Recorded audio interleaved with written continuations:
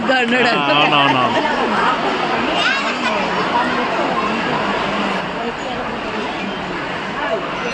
actually వేరే దానికి పెట్టింది దీనికి దీనికి